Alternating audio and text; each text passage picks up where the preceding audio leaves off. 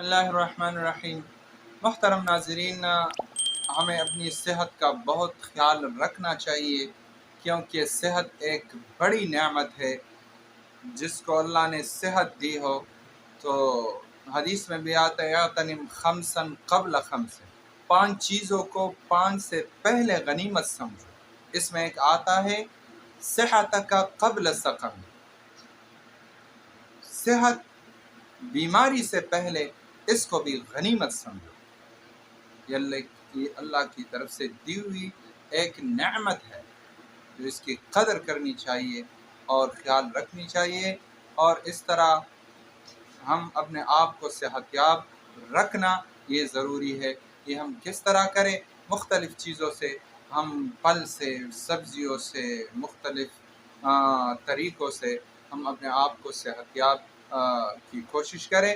باقی اللہ کی طرف سے تقدیری امور ہے، لیکن ہماری کوشش ہوگی کہ اللہ ہم سب کو اور جو صحت دے اور جو بیمار ہے ان کو بھی صحت دے۔ اس کے لیے آج ہم جو پھل ہے سیب کا، وہ اس کا بھی موسم بھی ہے، لوگ کھاتے ہیں بہت زیادہ ہے مارکیٹ میں، تو یہ اللہ کی ایک بڑی نعمت ہے کہ اللہ نے ہمیں ایک یہ کہ اس میں مزہ بھی ڈالا ہے، صحت بھی ڈالی ہے، اور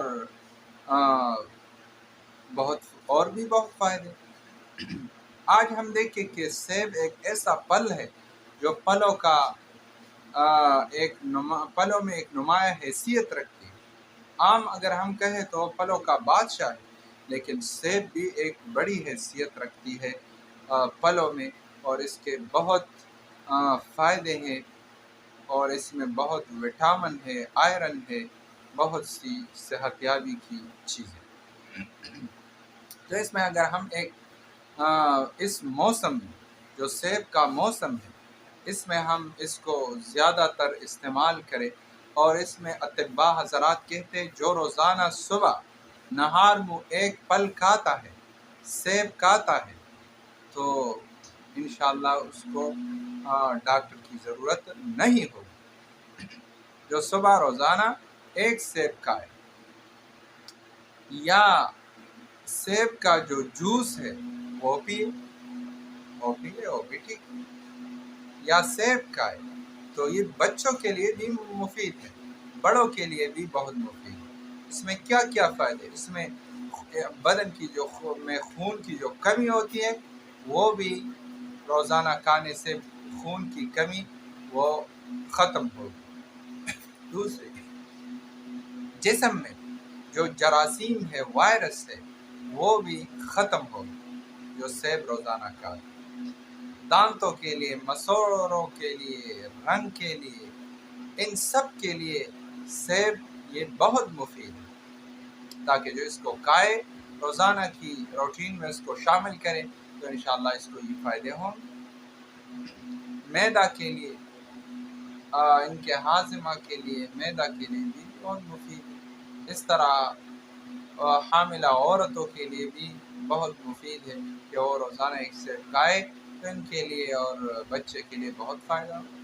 اس طرح ہم اپنے بچوں کو بھی ان چیزوں کی طرف مائل کریں جو پھل ہو، اور وہ جو میٹھی چیزیں ہیں، ٹافیاں، اس سے بچائے اور اس پر پھل کھائے، تو اس میں 2 فائدے ہوں گے، ایک صحت کے بھی، اور اس کی بھوک بھی ختم ہوگی اور صحت یابی بھی ہوگی۔ تو اس لیے اپنے بچوں کو بھی سیب کھلائے اور اپنے آپ کو بھی کھلائے، اپنے آپ کو اور بچوں کو بیماری سے بچائے۔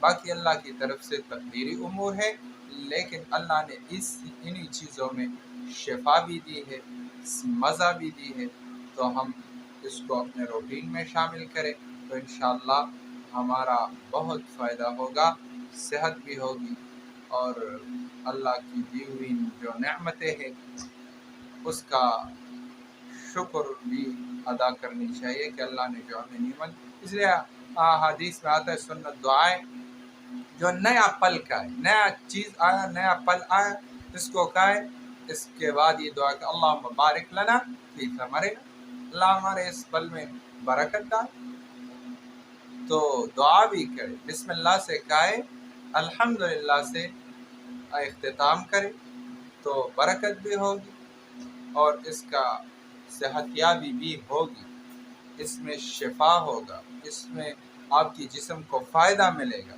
جب اللہ کی نام سے۔ لیکن ایک بات ہی کہ ہم جو پل کھاتے ہیں، جو بھی پل ہو، پہلے اس کو دھوئے۔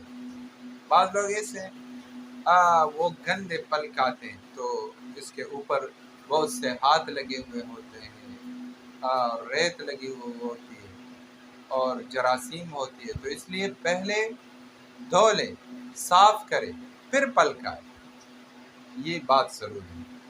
اور بسم اللہ سے کھائے، الحمدللہ سے اختتام کرے تو انشاءاللہ اس کا فائدہ ہوگا، اور یہ قدرتی چیز ہے، نو سائیڈ، اس کی کوئی سائیڈ ایفیکٹ نہیں ہے اور فائدہ ہی فائدہ ہے، تو اس لیے ہم بسم اللہ سے کھائے اور اللہ کی نعمتوں کا شکر ادا کریں اور اپنے آپ کو اور صحت کو بیماریوں سے بچائے۔ وما علینا الا البلاغ۔